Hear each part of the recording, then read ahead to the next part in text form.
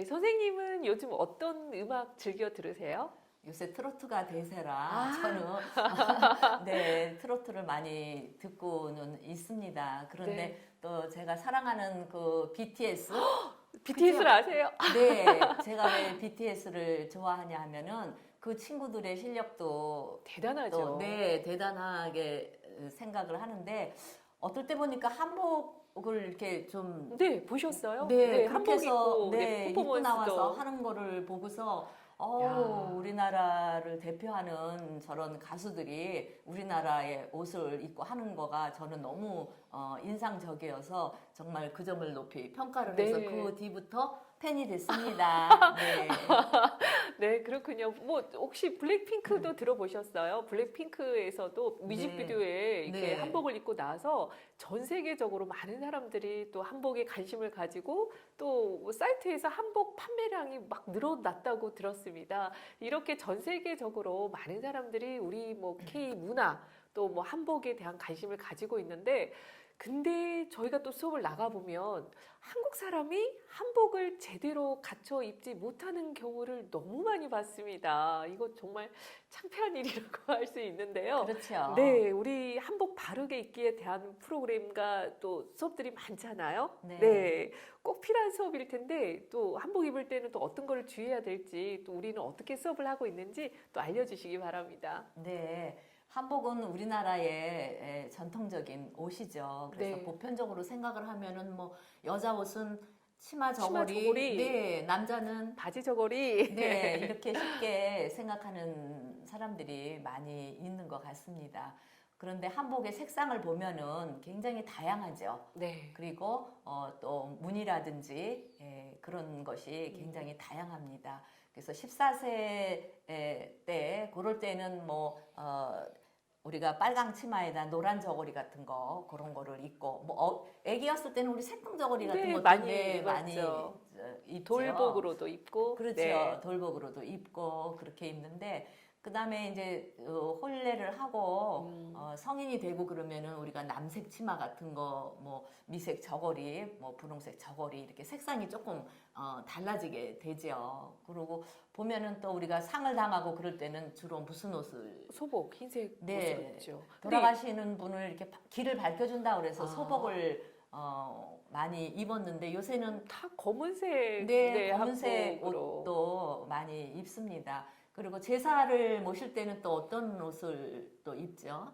저희는 제가 어렸을 때는 하얀 옷을 입는 거를 많이 봤는데 요즘에 제 어르신들 제사 지낼 때 그냥 편한 네, 네, 양복 입으시고.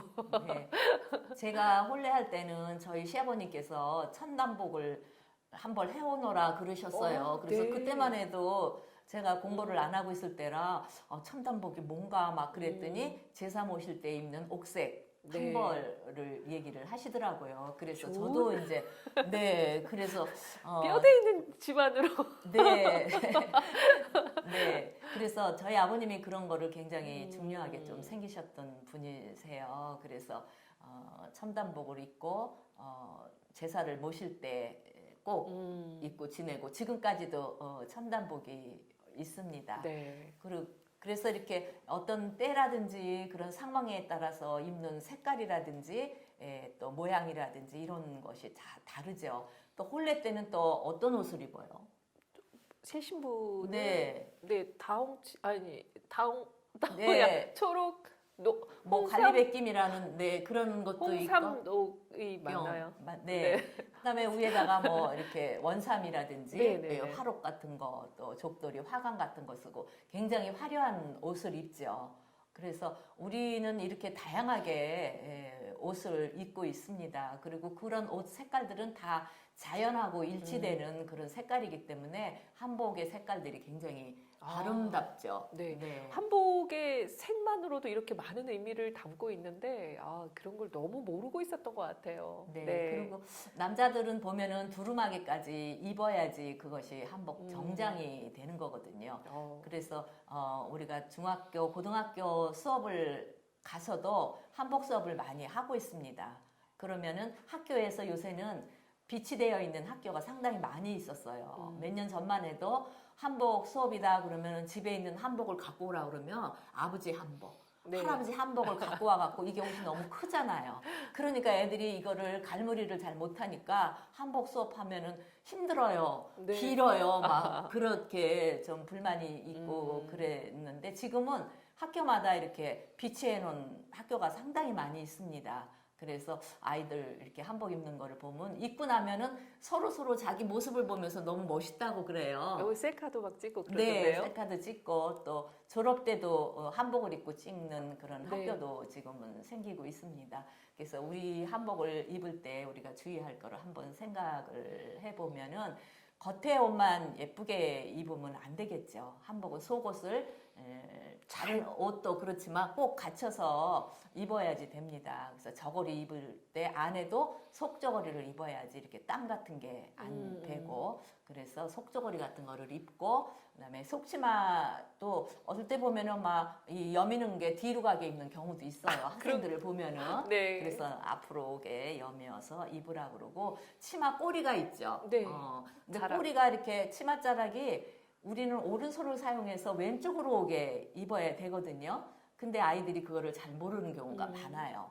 그래서 항상 우리는 오른손을 사용해서 치마 자락이 왼쪽으로 오게 그렇게 입어야 된다.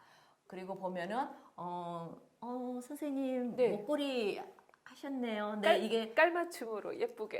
네. 정통적인 이렇게 한복은 아니지만 우리가 여기를 뭐라 그래요? 요거를 깃, 동정. 네, 동정이라고 얘기하죠. 그래서 요 동정은 우리나라는 좀 목이 좀 짧고 동글동글한 스타일이잖아요. 네. 우리 체형들이. 그래서 목을 좀 길게 이렇게 보이기 위해서 이렇게 동정이 이렇게 있는데 여기다 이렇게 목걸이를 하면 네, 그거는 어울리지 않는 복장이 되는 거예요. 오늘 선생님 뭐 일부러 이렇게 컨셉으로 설명해 주기 위해서 이렇게 하고 나오셨지만 이제 앞으로는 이런 이제 목걸이 같은 거 그리고 너무 귀걸이가 길다거나 그리고 경복궁이나 그런 고궁 같은 데 가서 보면은 어때요? 네. 정체불명의 한복을 입고 막 머리는 풀어 헤치고 네, 하이힐도 신고 운동화도 신고 너무 안타까워서 저도 인사동 이렇게 지나갈 때 이렇게 젊은 학생들이 입고 막 자기네끼리 고름을 메고 잘 못 메고 있을 때는 내가 좀 매줘도 괜찮겠어요? 물어봐요. 그런 다음에 이렇게 매는 거고 머리는 좀 단정하게 묶는 게 더 예뻐요. 이렇게 가르쳐 주고 지나갑니다. 근데 항상 물어봐요. 이렇게 좀 내가 고름 밀 줄 아는데 매줄까요? 그렇게 물어보면 대부분 좋다고 그래요. 그래서 이렇게 매는군요. 너무 예쁘네요. 이렇게 해서 정말 교육이라는 게 정말 필요하다 이런 거를 많이 제가 느낍니다. 그리고 보면은 신발도 고무신을 신고 버선을 신어야지 우리 한복하고 잘 어울리거든요. 그리고 한복 자락 끝이 버선 끝으로 이렇게 치면서 걷기 때문에 걸음걸이도 단정하고 예쁜데 굽 높은 구두를 신는다거나 그러면 자세가 삐뚤어지기 때문에 걷는 것도 좀 불편하게 걷게 되는 거죠. 그래서 신발도 낮은 신발을 그렇게 신으면 좋겠고요. 우리 젊은 친구들이 그래도 이제 한복의 아름다움에 관심을 가지고 또 한복을 입기를 체험을 또 이렇게 많이 하고 있다는 거는 굉장히 긍정적이고 좋은 소식인 것 같아요. 네. 이제 한복을 입는 것도 또 중요하지만 한복을 입었을 때 우리 인사법, 배려법이 또 달라지잖아요. 그렇죠. 네. 그래서 인사할 때는 이렇게 서서 할 때는 뭐 서서 인사하지만 우리나라 배려법은 이렇게 바닥에 앉았을 때 하는 절을 우리는 하죠. 네. 그래서 남자는 뭐 보통 뭐 2번을 하고 여자는 뭐 1번을 하고 그런데 큰 의식이 있을 때는 우리는 겹배라고 그래서 여자는 4번 하고 남자는 2번에 그렇게 하는데 이것이 아까도 예전은 상황에 맞아야 된다고 그랬지요. 그래서 그 상황에 맞게 줄여서 절은 해도 됩니다. 그리고 아이들이 이렇게 고등학교, 중학교 되면은 굉장히 신체들이 커요. 그래서 절을 하라 그러면 굉장히 불편하게 생각을 하는 경우가 많이 있습니다. 그런데 초등학교나 유치원 아이들은 정말 절하는 모습이 참 예쁘고 참 좋습니다. 그리고 우리 선생님 중에 한 분이 아들이 군대를 갔대요. 그런데 평상시에도 이렇게 설날이라든지 이럴 때는 절을 집에서도 시켰대요. 그런데 연병장에 다 모였다가 들어가는데 들어가잖아요. 마지막. 한 아이가 이쪽을 보면서 절을 하더래요. 어머. 그래서 보니까 우리 선생님 아들이래요. 어떡해. 그래서 막 가뜩이나 어. 아들을 군대에 보내서 마음이 아픈데 그 아이가 이렇게 그 연병 받- 네 절을 하는 거 보니까 너무 자기가 가슴이 뭉클하고 아 내가 잘 교육을 키웠구나. 네, 잘 키웠고 네. 내가 예절 공부를 참 잘했다 이렇게 와. 얘기하는 거를 듣고 우리 다 공감을 했거든요. 네, 굉장히 자랑스러웠을 것 같아요. 아마 굉장히 수많은 부모님들이 그 장면을 지켜봤을 텐데, 네 집 자식인가? 네, 그래서 했을 것 자기가 아주 같습니다. 으쓱했다고 네. 정말 이렇게 공부한 거가 너무 그때 뿌듯했다고 네. 이렇게 느낀 소감을 들어서 효도가 별게 아니네요. 네, 그래서 정말. 절 한 번 했는데 이렇게 사람이 예, 감동. 감동을 받게 하는 겁니다. 네. 이야. 저는 참 이런 경우도 있었어요. 이렇게 초등학교에서 이제 예절 수업을 했었는데 수업이 끝나고 나서 예절실로 젊은 선생님들이 막 찾아오신 거예요. 네. 그러면서 이제 곧 혼례가 있을 예정인데 네. 아무래도 이제 뭐 이렇게 시댁 어르신들한테 이제 절도 해야 되고 그런데 절하는 게 자신이 없으셨던 거예요. 그렇죠. 그래서 네. 네, 저에게 절을 또 가르쳐 달라고 해서 네. 제가 이제 이렇게 가르쳐 드리고 온 경험이 있거든요. 그래서 네. 아마 집에서는 가가레라고 해서 절을 물론 이제 하고 있겠지만 아마 좀 반듯하고 바르게 절하는 방법도 많은 분들이 궁금해하고 있는 것 같아요. 네. 네, 우리도 이제 이런 절 수업이라든지 한복 바르게 입기 수업들이 있으니까 또 이런 프로그램을 통해서 바른 절하는 방법도 익혀보면 참 좋을 것 같습니다. 네.